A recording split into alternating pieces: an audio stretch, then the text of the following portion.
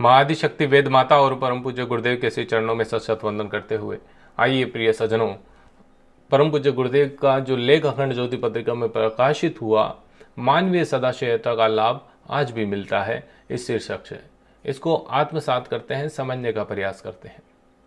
साथियों, परम पूज्य गुरुदेव कहते हैं कि मानव जाति में से उदारता और भलमनसाहत का अंत अभी भी नहीं हुआ है।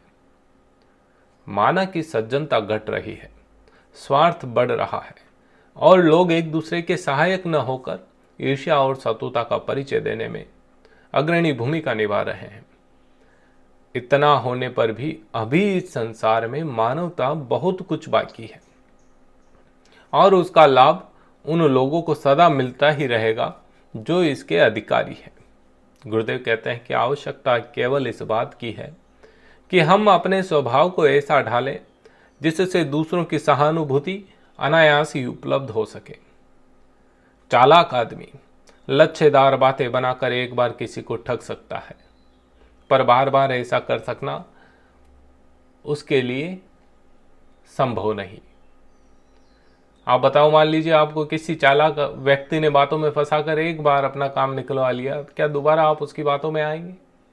नहीं आएंगे ना। तो कहावत भी है कि काठ की आंडी एक बार ही चढ़ती है, बार बार नहीं। साथियों, आगे गुरुदेव लिखते हैं कि मनुष्य में भले बुरे की परख करने को विवेक मौजूद है और वह बदमाशों और बदमाशियों को देर तक पनपने नहीं दे सकता। चालाकी और बेईमानी से कमाई हो सकती है, यह बात उतनी देर के लिए ही ठीक है जब तक कि भंडाफोड़ नहीं हो जाता। और यह एक सनातन सत्य है कि बुराई या भलाई देर तक छिपी नहीं रहती है। भलाई का विस्तार मंद गति से होता है, पर बुराई तो अत्यंत द्रुत गति के साथ आकाश पाताल तक पहुंच जाती है।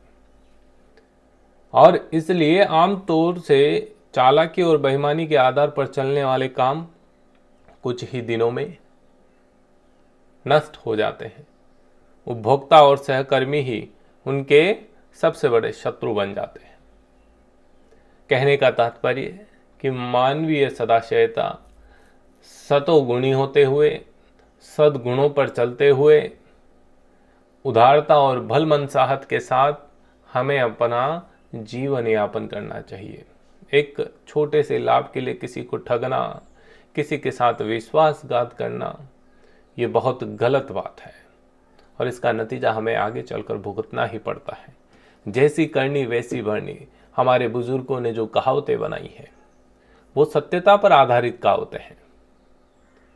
कहते हैं कि करत करत अभ्यास जड़ मत होत सुजान, रस्सी आवत जावत सिलपत पड़त निशान। बहुत सारे लोग सोच रहे होंगे कि हम हमारे व्यवहार में बदलाव कैसे करें। निरंतर प्रयास करते रहिए। एक रस्सी पत्थर के ऊपर बार बार आती जाती है तो वहाँ पर अपना निशान छोड़ देती है। हालांकि वो घिस जाती है लेकिन निशान तो पड़ ही जाता है।